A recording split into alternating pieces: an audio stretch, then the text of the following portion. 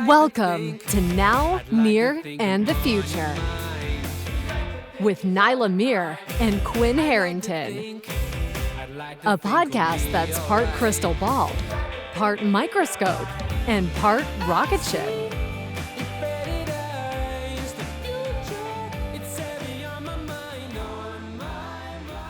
Welcome to Now, Near, and the Future. I'm Nyla Meir, and we're joined by Britt McTammany, a creative director and award-winning filmmaker. Welcome, Britt. Thanks for having me. And I'm Quinn Harrington. Today's topic is the evolution and future of AI in filmmaking. Britt, you've been a pioneer in digital filmmaking since the early days of Avid. What AI tools are you currently using in your workflow, and how is it affecting how you work from day to day?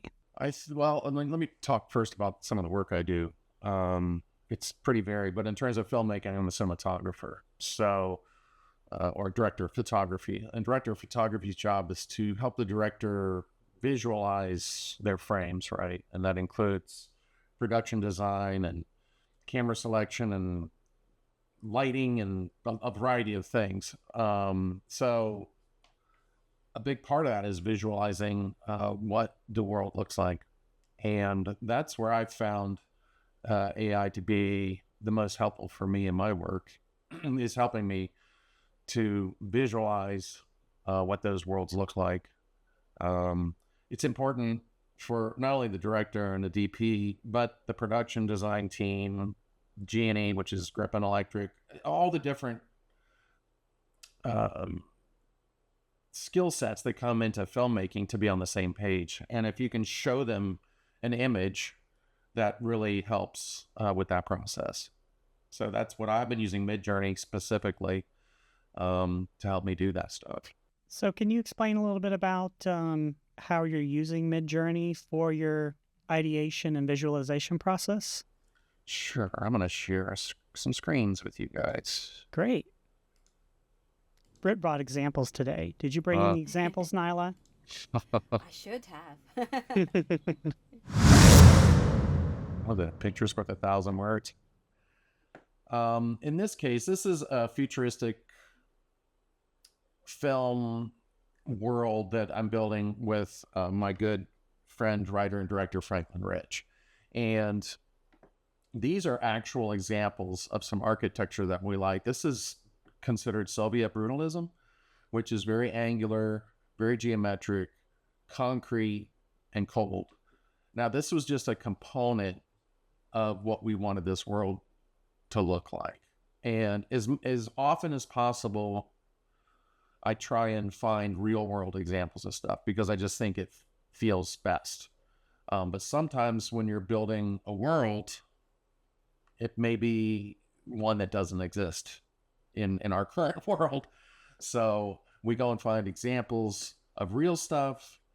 And a lot of times we will go and find examples of our frames from films that have been made that kind of echo the sentiment or the feeling or the mood that we're trying to get. And I want to shout out my friend Lawrence Schur, who runs Shot Deck. He's a great cinematographer. He did The Joker and several other films, but he started this resource for filmmakers.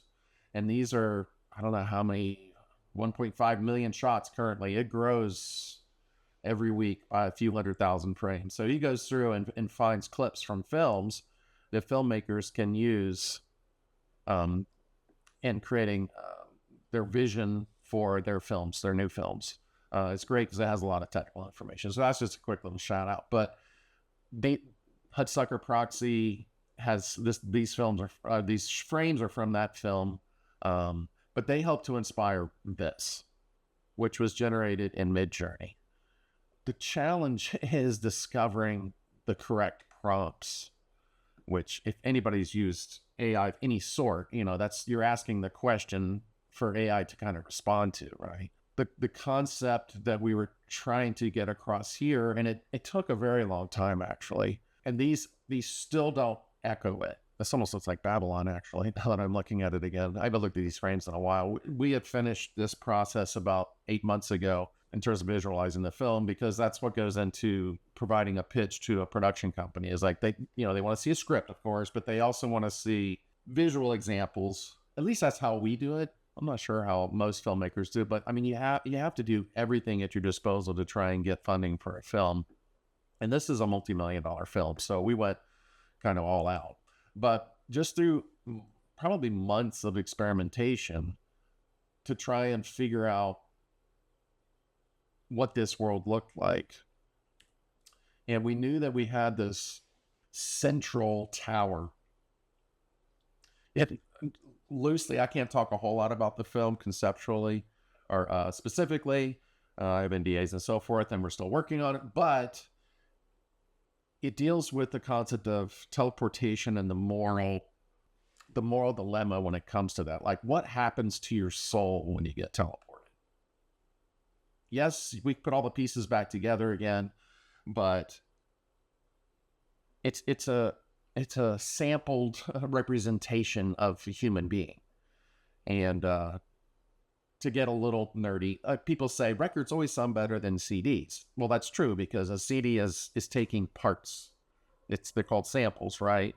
And it's a lot of samples, and it sounds really good, and most people can't tell the difference, but it's still samples. So that's kind of what we borrowed for our concept in this film, is like, when you get teleported, what gets lost? Because something has to get lost. So we follow this woman who gets teleported, and she has a terrible moral dilemma. That's why we had to build this world that was futuristic, but we wanted it to be a little gritty, but also a little stylized. So these are just frames of various iterations of this tower, which is this laboratory, which has this teleportation device in it. And honestly, I don't think that we ever got exactly what we wanted. And so I can't show you the frames, but we would take these frames, steal pieces and parts from them, go into Photoshop, which thankfully is a skill set of mine, and piece and part things together, and just a continuous refinement. But it didn't, the work on this film didn't end with just exteriors or global world building. We even went into interiors. Now, some of this stuff that I'm showing now has been created by designers on a website called ArtStation. And ArtStation is a resource. It's for a lot of things, but I use it as a resource for production design. And these are wonderful artists. This is my friend Nick Stoth, who worked on Alien Romulus. But you can see how some of these visuals are in keeping with what we wanted to do for our film. And in doing research for our film, we would explore venues like ArtStation to try and get inspiration. And I found, when I was building a repository of images and video content that inspired me, that Nick's name kept coming up. So I said, well, I'm just going to reach out to him. And he lives in Australia. He's a super nice guy. And when we first talked, he didn't tell me anything about Alien Romulus because of an NDA. It hadn't been released yet, but eventually he did. And of course, I'm a huge Alien fan, Ridley Scott. I mean, it's just visually stunning. But the nice thing about artists like Nick is that you can see here, he's built this in Blender. So my hope is, once we get our funding, is I'm going to reach out to Nick and his team of folks that worked on Romulus and other projects, and I can give him the inspiration I've derived from Midjourney, and he can turn it into reality. It really is amazing. You know, I think back to when I first met you, when I was a young art director at an ad agency, and you had DVA. You would be presented with essentially storyboard sketches that someone was hand drawing, and they were basically like sort of almost like fancy cartoons in a way.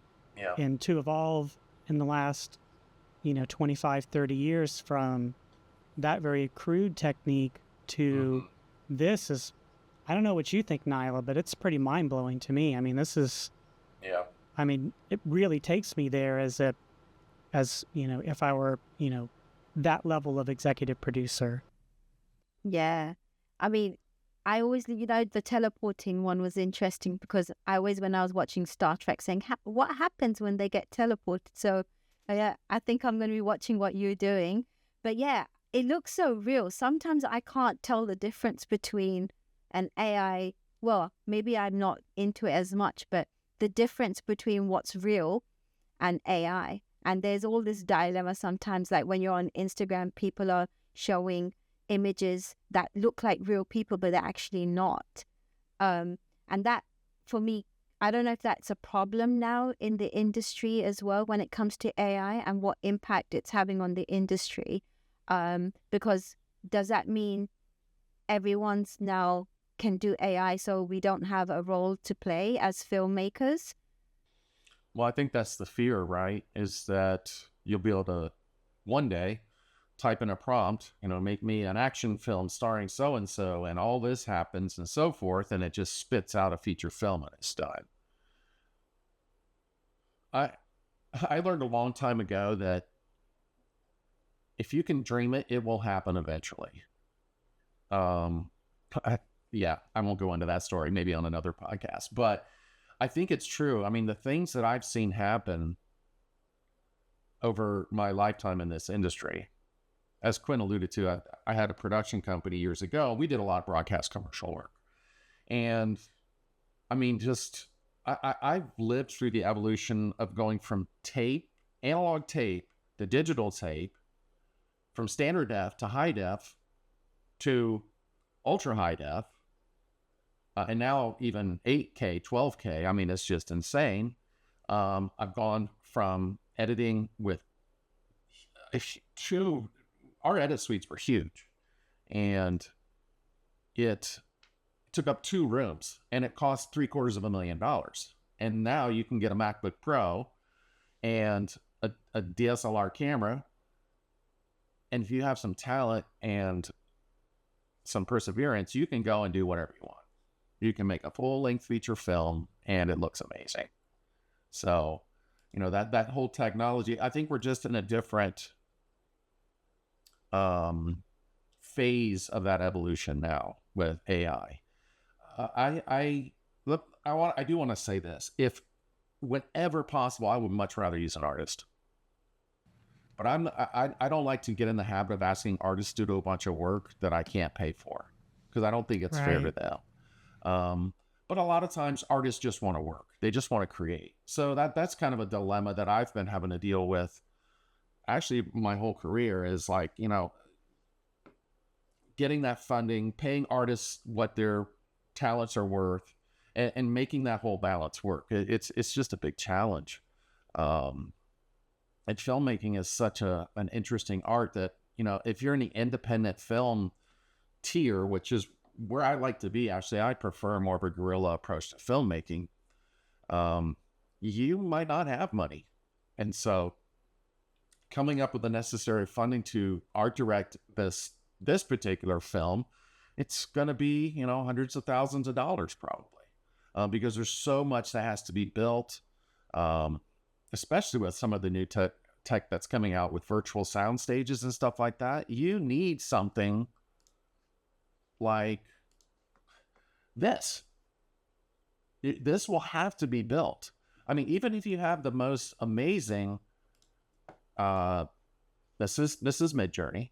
It looks awesome, but I can't use this in a virtual production. Right. We do in our film, we do have call for a soundstage that is some sort of a control room, and we want it to look gritty and analog. Think Chernobyl. I don't know if you've seen it, but it's amazing. I highly recommend it.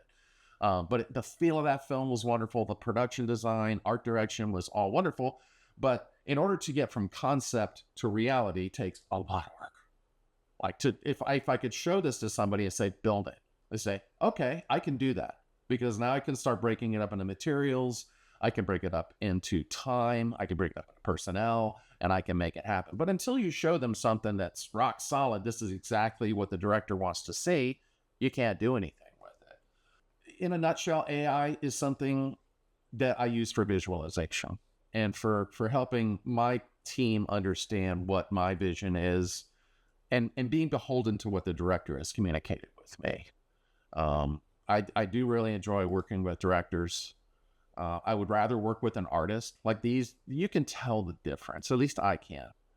This feels a little bit sterile, whereas this has heart. And these were designed by Nick, actually. His name's right there. Gotcha. And they just have a different feel to them. It's like there's a story behind it, right? This is wonderful for the technical end of it, but when it comes to the heart behind something, I would much rather use an artist.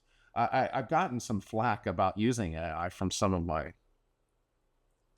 collaborators, and I'm like, I don't feel right asking an artist to spend 4 months working on stuff for no pay, because in the beginning, that's what you're doing. You're trying to build some sort of a presentation so that you can get funding for it. And the more you can do of that, I think makes it a stronger presentation and makes your chances that much better. So, I feel like that's a bogus argument that, we can't use the latest and greatest tools, especially for visualization. Yeah. Because essentially it's an output and a way for you to explore your creative ideas and expand your creative ideas in ways that you couldn't before. Yeah. Nyla, do you have a question before we formally introduce Britt? Yes, and we're going to come back to this heart part in the future as well to bring back some of that thinking around human aspect. But I recently heard, and you recently shared your work around the Artifice Girl. So I wanted to ask a bit more about, share the plot of the movie. What insights did you gain with AI from working on that project? How and how did it become a reality today? Some of that insights. Okay, sure. Well, Artifice Girl is a film that Franklin Rich, again, wrote and directed.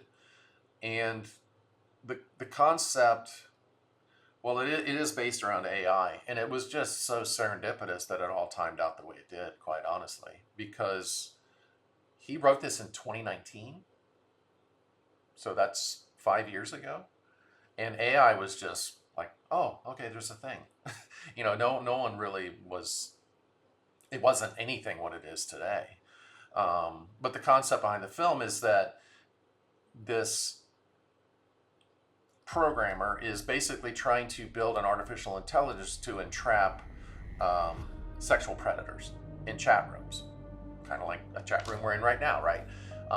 So this AI is supposed to be a lure, basically, for these people, these evil people, to get suckered in, and then they get apprehended and taken off the street, which makes the world a better place. But it was the question of sentience that really drove the story and made it unique, right? So sentience is basically self-awareness, right? When does an artificial intelligence know what it is? And basically, is it able to be its own thing at that point? Non-reliant on programming or anything else. And so we explore that concept in the film. And so it's 2019. Franklin had written the first act and concepted the film, but a lot of times writing takes a long time, especially a feature-length script, usually 100-something pages, right? So, and it's not so much the writing that's difficult, it's the arc, it's the story arc. You're developing, what's the conflict, what's the resolution, what are the beats in the story and so forth. So he had written it and was doing table reads, and he was putting them out on Facebook, and I saw one and I'm like, wow, this is really interesting and compelling. And actually, most of the actors that were in the table reads ended up being in the film. So they, and they're friends of mine, and they're great actors. And David Gerard, Cinda Nichols, and Tatum Matthews. Tatum plays this young girl named Cherry, who's the Artifice Girl, basically. And then Franklin plays the fourth role, who's Gareth, the programmer. I saw these reads, and I'm like, wow, this is an incredible story. And I called him up and I said, dude, let's do it. And he goes, do what? I said, let's make a movie. Because we were dying. I mean, COVID had hit and everybody's just going nuts because they can't, see their friends, and we can't go on set, and it's just, really, you guys know, you live through it too. And so I said, we can do it with a really small crew. We'll just find a little location, and we'll keep it really safe. We'll all wear masks all the time, and let's just see if we can pull it off. And so we did some research, and we had 40 pages. The first, it's very much like a play structure, a 3-act structure. So the first act is 40 pages, which is almost half the film, actually. But it was required to set up the story. So we spent 5 days and shot the first 40 pages. And so That's amazing. The concept was that this piece would allow us to put it in front of people and they would understand. We're talking about visualizing worlds here, or visualizing stories. And if you give somebody a script, that's one thing. But if you can give them what we call a proof of concept, which is flesh and bones, what it's going to look like, what it's going to feel like, how the dialogue is going to be paced, who the actors are, what their backstories are, it makes it that much better. And we spent, I think, $3,000 to do that proof of concept. Of course, nobody got paid. I mean, those are like food costs, but it helped us get $100,000 for the project, which is still incredibly low budget, and no one really got paid everything that they're worth. But our goal was to have a feature film under our belt, and neither Franklin nor myself. I've done documentary film, but I've never done a narrative, and everything kind of hit at the right time. We shot the first act in a week, then we waited 6 months. So during that 6 or 7 months, we were able to get financing from a production company. Then we shot the second act. The first and second act are in the same location. The production design's a little bit different. I wish we'd had more money, because I would have done something a little more elaborate, but we just did the best that we could with what we had. And I mean, honestly, I don't know that it really needed it. Well, I saw it when you debuted it in Jacksonville, and I was just really taken by the story. And sometimes I think that over-directing a piece can take you out of that narrative. Sure. I think the only thing that maybe bothered me a little bit was it was supposed to be in the future, probably 15 or 20 years. And part of this film is a technology film, right? And I just felt that it should have been more tech. Not in your face tech, but like if you watch the second act again, there's no monitors. Gotcha. No monitor is on. There's no computers, but this is all on a computer. So we had done a lot of research, very similar to what we've done with this next film, and conceptualized all that stuff. But in order to build the set that we wanted was going to be $50,000, and that would have been half our budget, and there was no way. A 30-year budget, in my experience, goes towards your actors. Right. And even though we had relative unknowns, we did work hard to get Lance Henriksen, speaking of Alien fame, he played Bishop in Aliens and a couple other Alien films, and he read the script and was enamored with it. And such a great dude. He agreed to come to Florida. We shot it down in Green Cove Springs in this really cool, like a craftsman style home, all wood paneling, and just had a really cool vibe. And he came in for 3 days, and we shot the third act, which got us the rest of the film, and put it together. And through great luck, we were able to premiere at Fantasia up in Montreal for our international premiere, and South by Southwest for our North America premiere. And it was a really cool experience, and that's paved the way for the next film. Well, I saw a lot of laurels up on the credit screen, so you got some really amazing attention from it. So kudos to you on that. Thank you. So Appreciate that. let me formally introduce Britt. Britt McTammany is an award-winning filmmaker and creative director with over 25 years of experience shaping visual narratives. As one of Florida's digital pioneers, he helped introduce nonlinear editing to the region while working at White Hawk Pictures and later at his own studio. His work spans multiple disciplines, including cinematography, editing, animation, and sound design. Over the years, he has witnessed and adapted to many major industry transformations, AI just being the latest. Today, Britt continues to push creative boundaries, recently serving as cinematographer for the aforementioned critically acclaimed film The Artifice Girl, while developing new projects that explore the intersection of traditional filmmaking and emerging AI technologies. Britt, quickly, where can we find you on social? We can go to McTammany.com. That's probably the main place. Are you on Instagram or YouTube? I am. I'm trying to remember what my Instagram. Yeah, Britt McTammany DP. So that's Great. my Instagram, and I have stuff on YouTube too. I should know that off the top of my head, shouldn't I? Well, I didn't mean to put you on the spot. You did such a great job with all the other questions. That's okay. So, before we go to the next section, the near segment, I'd like to go around the room a little bit and just find out what everyone's been up to lately.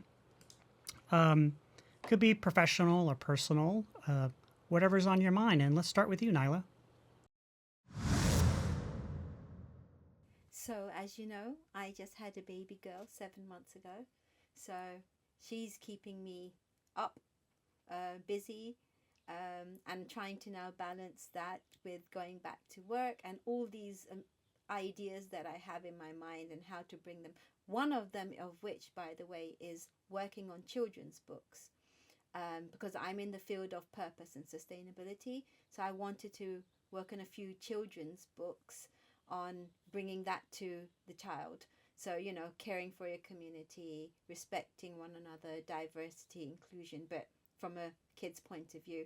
And this is why I want to learn so much about AI. So how can I use some of that for the books that I want to write? So yeah, that's what's keeping me up. Awesome. I don't know that you told me that you were looking to do children's books, but I think that's amazing. Yes, I am. And I think that was the thing I was talking to you about, how much should you rely or use AI and how authentic can I make it, Otherwise, AI can write the whole book for me.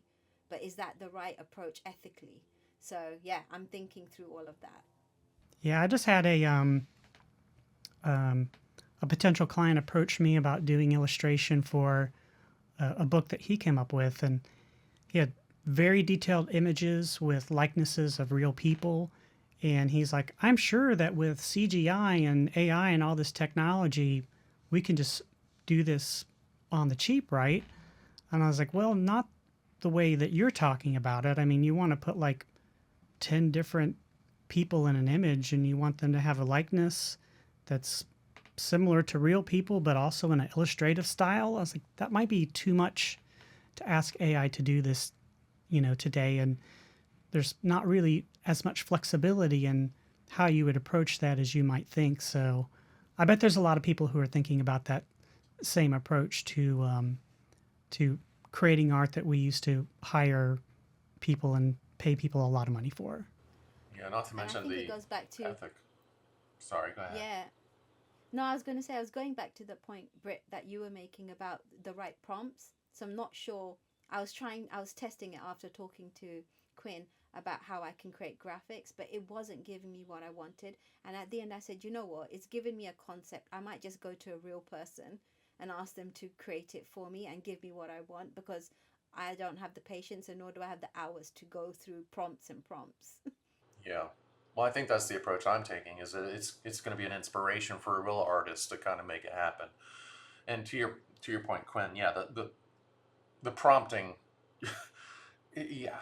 I mean, I can take you through my Midjourney, which I probably, it just I'm working on some concepts for 3 other films actually, and I actually delete them, but a lot of times, or I hide them or whatever it is, you go forever. Like I just wanted a guy with a knife running down a hallway. You can see how many images I had to go through. I never got it. I never got what I wanted, and I ended up, I think, using, this one. And it still wasn't what I wanted. It's So good, but if that's not what you're envisioning, it's really not that helpful. exactly. You know And what I mean? yeah. So well, that's what I alluded to earlier. So sometimes I remember when, so for our new film that we're working on right now, we want an ensemble cast and serious actors. And what I ended up doing was, I want to say it was 8 people. I wish I could show it to you because it's really cool. But it's 8 different actors, and they're in this Chernobyl-esque control room, and it's like a group shot basically, right? They all have their own wardrobe and their own vibe and all this other stuff. So I used Midjourney to get the basis for it. Then I went to Photoshop, started putting the people together. Like I did the background separate. Then I started doing individual people, and then I would go and get the person's actual face and then Photoshop it on there. Then kind of blend the style and everything, and it came out really cool. Um, and I think that would be just a tiny part of what it takes to get an actor's interest to work in something. You know, Right. if you present that to an actor and say, so and so, look at the ensemble you could be working with. Aren't you excited? I mean, I would be excited, right? So I think that was the concept behind doing that. But yeah, the Midjourney is something, or any of these AI image tools, or like, I mean, you could tell ChatGPT, write me a script that's this, that, and the other thing, and it will write you a script. But is it good? In my experience, not usually. It gives me some great ideas, though. You know, I think at the end of the day, AI is not going anywhere. Yeah. It's here, right? I mean, what are you going to say? It's illegal. Well, that's just going to make it even crazier, I think. So I'm just trying to take the perspective of embracing it, and you know, letting it be a part of my creative process as much as I can. But as I said earlier, I would much rather work with an artist. But if I can streamline the way I communicate with that artist, I think it's better for everybody. You know, Niall and I, we've recently started this podcast, and this is our 3rd episode, and we're happy to have you on it. I was looking to get some tips from my friend and client, Vera Jones, about how to improve our on-screen presence. And she said, I can do that, but you get a lot more out of it if you joined my Speakers Academy. And I said, okay, so what's all involved with that? And she said, well, we meet once a week, and we work on different, topics, how to create, a speech, how to deliver it. And I think you would get a lot out of that. And I was like, okay, sounds good. What's in it for you? And she said, that documentary that you pitched me about 6 months ago. And I was like, oh, okay. That sounds like a fair trade to me.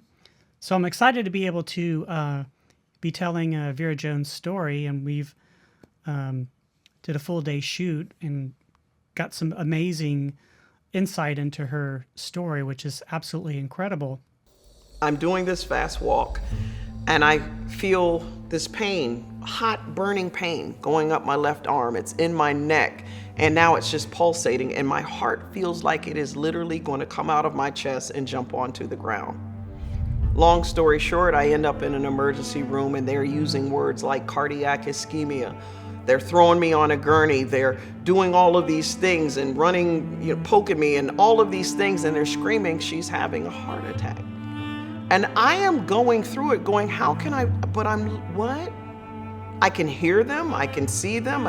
I couldn't believe it. Now remember, my mother had died suddenly of a heart attack. So here I am at 47 years of age. And I'm like, not me. Oh no, not me. But as a byproduct, I joined her Speakers Academy.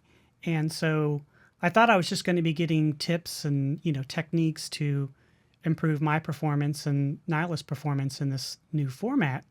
But instead, I'm now writing a keynote motivational style speech that I'll be delivering to a live audience in the next month or so. So that was a plot twist I wasn't quite expecting. But it's been a really great experience because, I've never really documented my story starting back from my college days to today. And what I've ended up with, I'm actually pretty proud of and have gotten really good response from. So you might be seeing that in a upcoming podcast.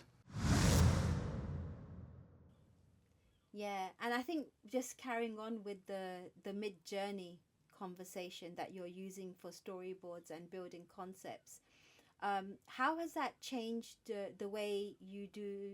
Has it changed your pre-production process and the ability to communicate your vision to producers? Oh, absolutely. 100%. I mean, it's so much faster now. A lot of times we wouldn't be able to do anything because we had no funding. You couldn't, like I said earlier, I don't like hiring artists if I can't pay them. A lot of times they'll say, well, I just want to do it for points, or I want to do it for the experience, or I want to do it just to be involved in the project, which is wonderful, but still in my heart, it's just like, God, I hate doing that. But yeah, it's gone from rather not the greatest, illustration work, because there's usually a rush, right? And yeah, we don't have a lot of that talent, at least not at my disposal, that's willing to do it for very low amount of money.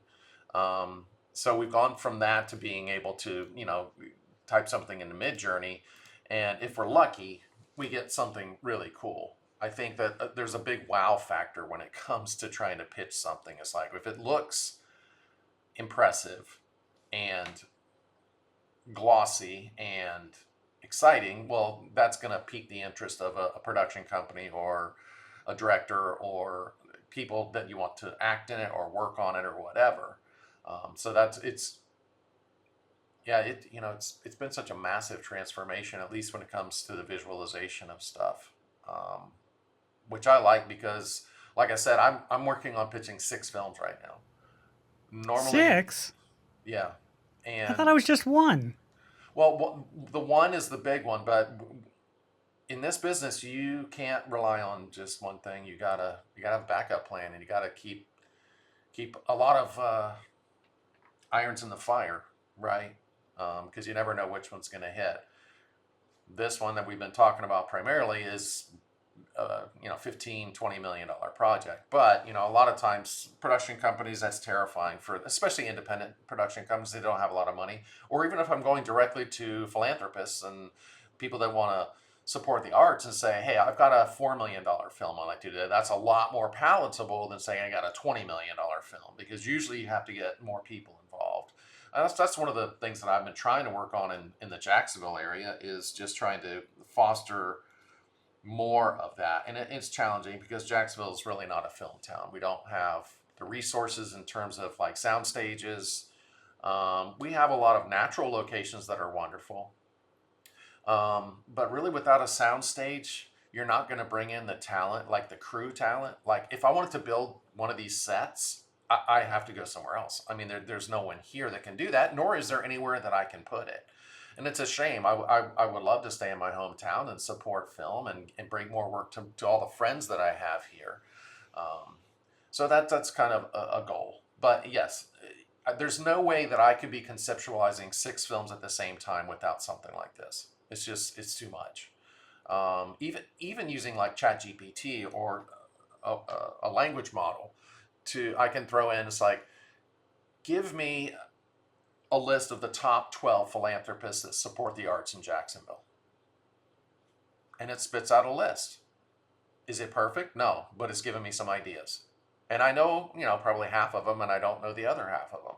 So it's been a wonderful tool just to help me educate myself as to how I'm going to approach that part of the process. Trust me, I don't want to deal with financing and all that other stuff, but sometimes you got to do what you got to do to get it done.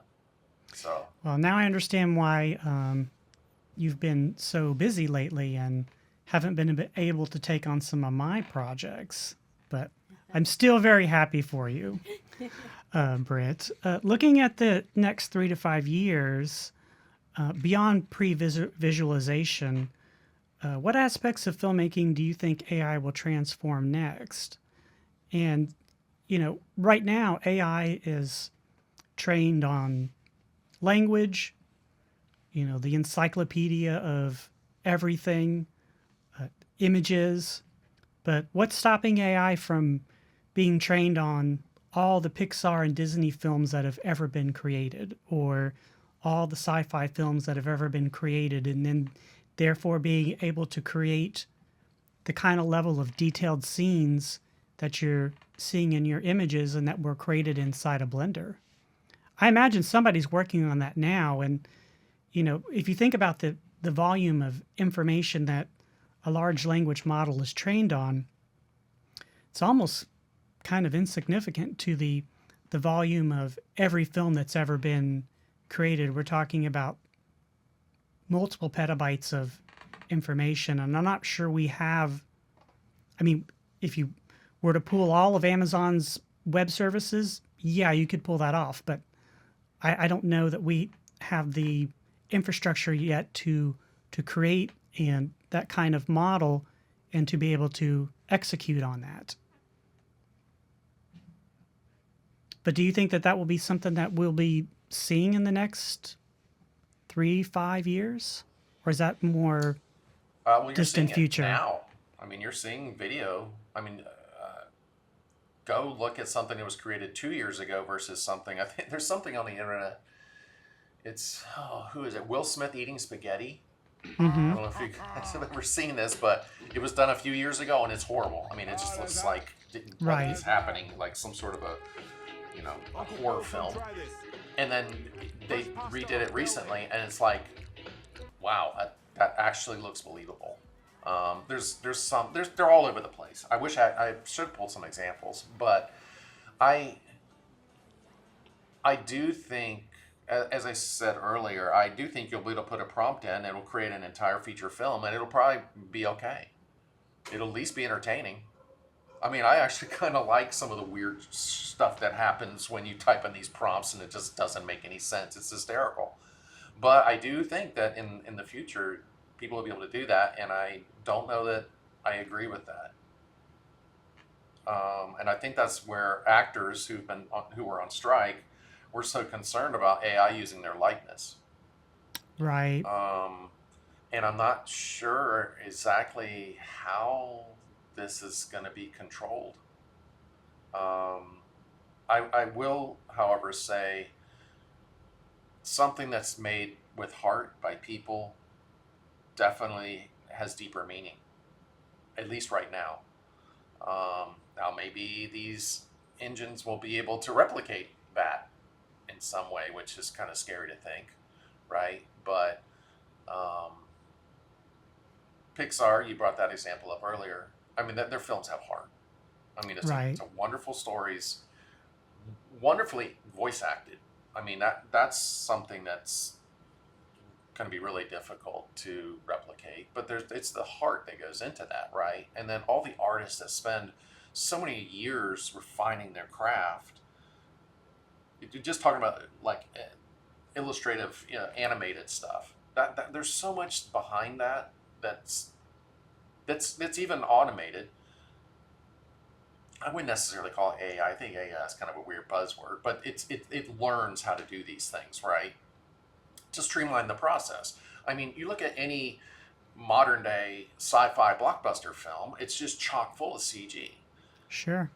I mean, if you tried to do that same level of CG that was in one of the latest Marvel films 10 years ago, forget about it. It was impossible. But they built these models that learned how to do certain things to streamline the process.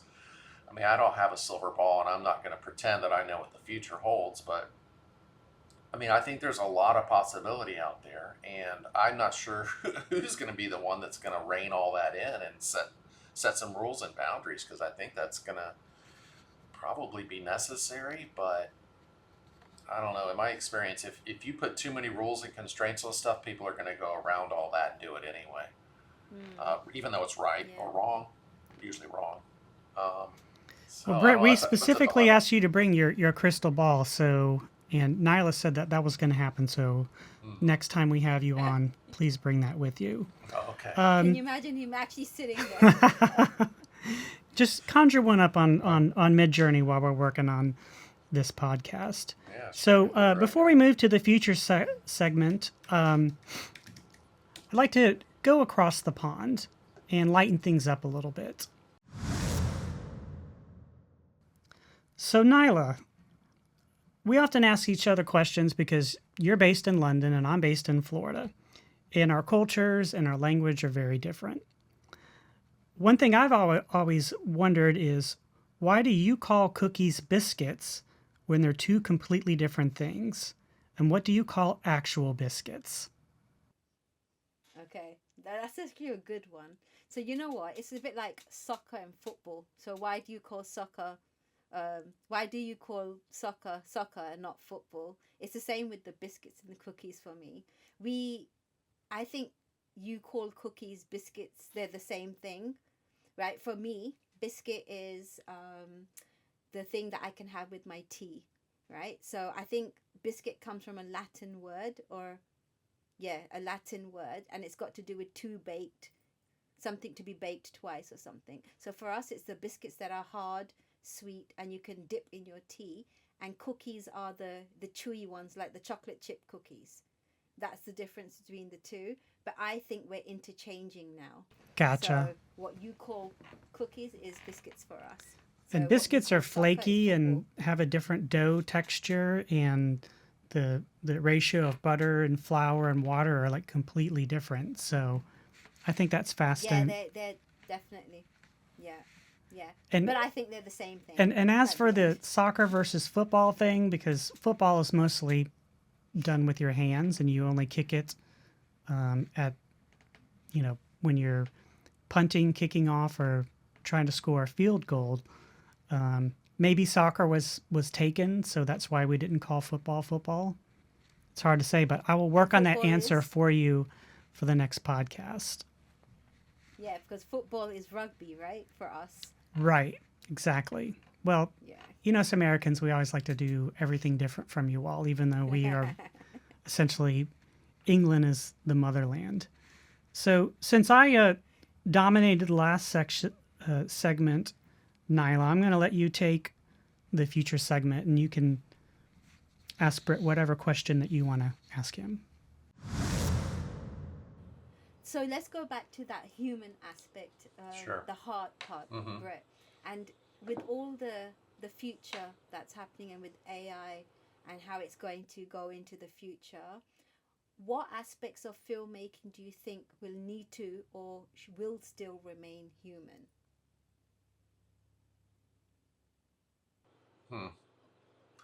Well, I think the ideas, the writing, definitely need to remain human. I think a lot of it depends on how much is virtually created or not. But you still have to have someone to create the prompt. I mean, and that's, well, I guess AI could create its own prompts at some point, right? That's sentience for AI, which is kind of interesting to think about. But the performances, the actors, I think that's something that's really challenging.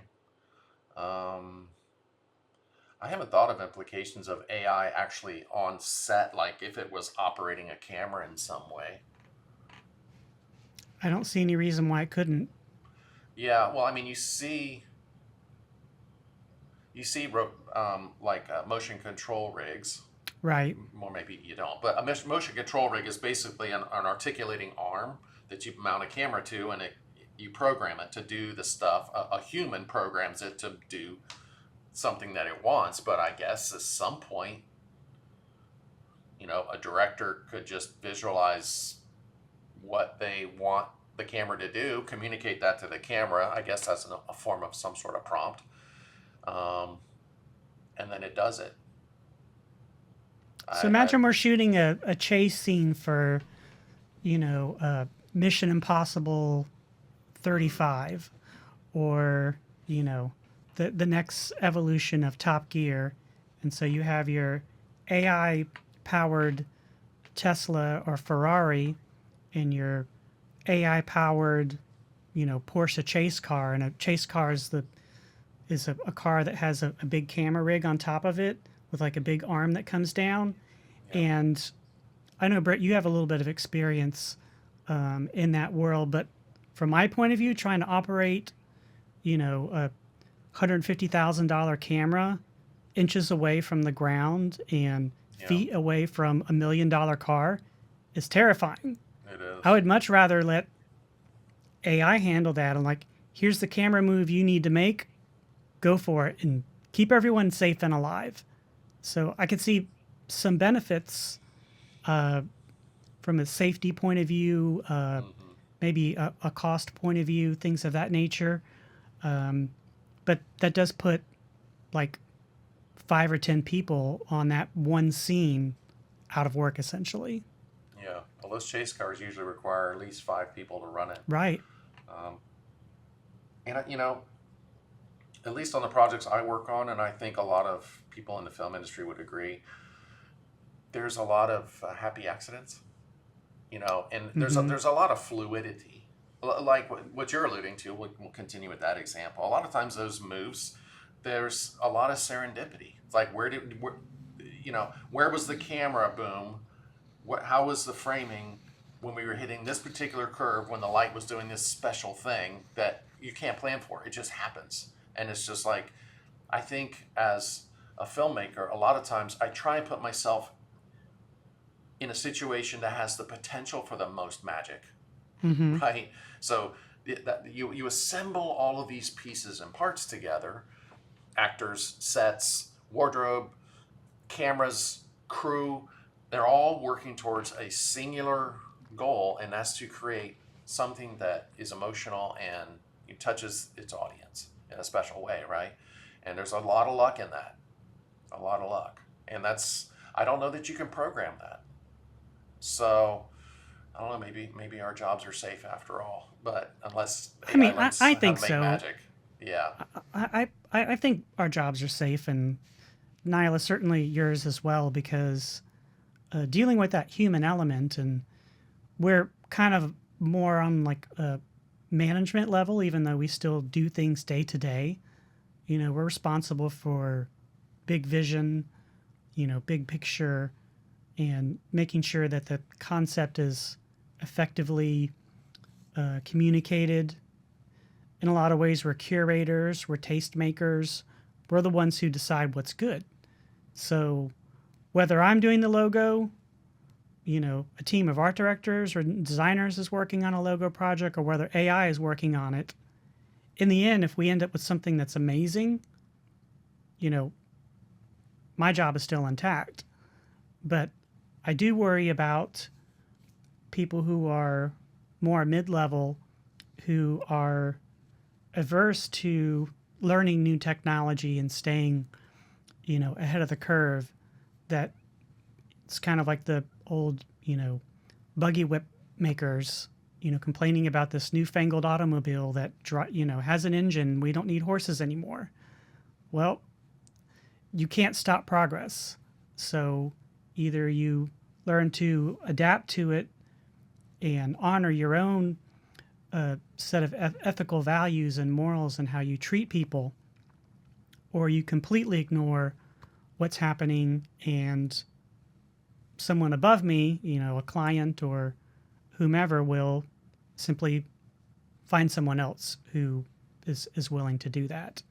And so we all kind of have to make those difficult choices, and it seems to be that those choices are accelerating on a rapid basis. I think everything's just going to have to work in balance.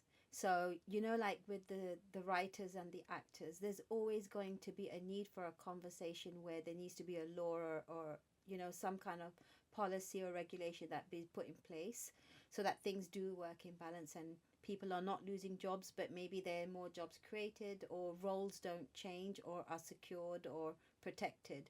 So I think, operating in balance is going to be the key thing. Britt, and you might laugh at this, but I think the one role that will always and forever be safe, at least for the next 50 years, will be the production assistant, because it's just not going to make sense to have AI go get you coffee or pick up lunch or, go to Best Buy and get a hard drive or whatever that may be. So Sure. Production assistants, if you're in the film industry, you're safe. You're good. Yeah. No, they are incredibly valuable. Very underrated for sure. So moving on to our final thoughts, and let's try to wrap this up in about 30 seconds. Yeah. My final thoughts are that, in kind of recapping what I was just saying earlier, is that as our roles evolve and we see technology that can aid us in our creative process and make the work better, I think that it's incumbent upon us to, embrace that for the benefit of our clients, but maintaining our own set of ethical and moral values in terms of how we treat human beings. What about you, Britt? I completely agree.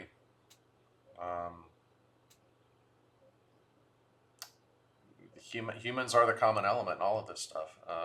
They're artists. I think we have to, and then to Nana's point, the ethics of everything. It's like, my concern is, who are the people that are going to be in charge of defining what that means? And I think it's just incumbent on us as artists and creators to kind of fight for the right way to do things. Nyla, your thoughts? My final thoughts is this weekend I'll be watching the Artifice Girl. So that's what my final thoughts are, basically. Well, you're really gonna enjoy it. I'd say it's a surprisingly good film because I've worked with Britt and I know he's such a great director of photography in this role. But having it being done on such a micro budget, I really expected a lot of compromise in the overall narrative, and that just didn't happen. So I think you're going to enjoy that. You want to? Thank you, Britt. Do you want to wrap us up, Nyla? Yeah, I do, and thank you for joining us, Britt, and giving us perspectives which are different because I come from the communication sustainability world. So I've got to learn a lot more about filmmaking, and how you use AI in the process. So that wraps up our episode for Now, Near, in the Future. As always, you can find us on the web at nownearfuture.com or on YouTube and Instagram at nownearfuture. And Britt, tell us again where we can find you on social. Britt McTammany DP on Instagram and Britt Thomas McTammany on YouTube. I'll get you the links, that way you have everything. Great. Thanks. Cool. Thanks. I appreciate it. It was fun. Absolutely. As always, stay curious and keep dreaming. And we shall see you in the future.